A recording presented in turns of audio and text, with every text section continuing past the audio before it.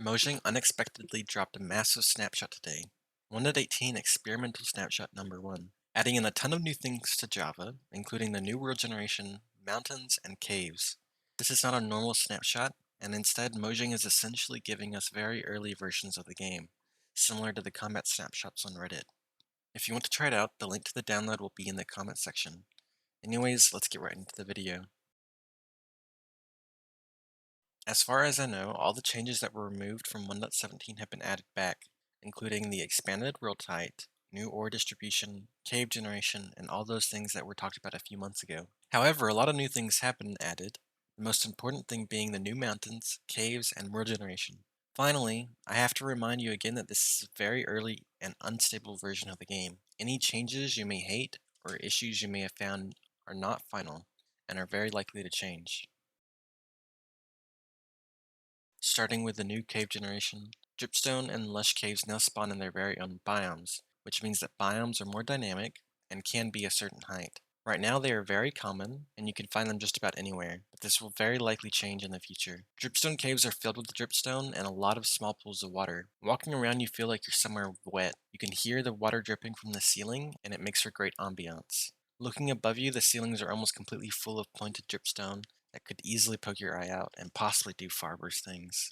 Lush caves are also wet, but in a different way. Walking around, the excessive glow berries make the biome very bright, and I get the feeling that the mobs will be less common here. It's full of vegetation, and the flowers on the roof let out some kind of leafy particle. It's very serene and peaceful. Oh yeah, and there's clay everywhere. On to the cliffs part of 1.18. The new mountains have interesting generation and are also based on the height. First off, we have the meadow, which is the lowest biome relative to the mountains.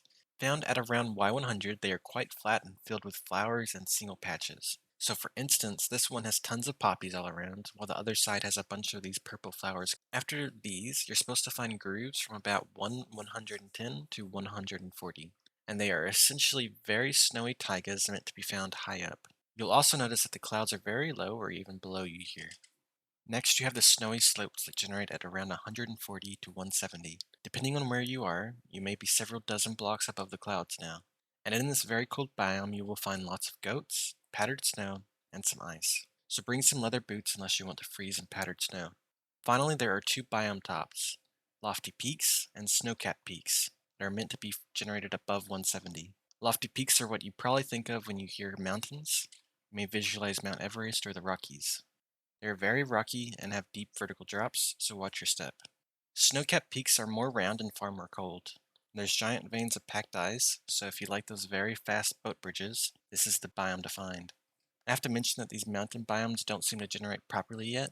You can find grooves at sea level and they look like normal snowy taigas. I'm almost certain that these will be changed in the future snapshots. However, the biggest change to the snapshot is a literal game changer.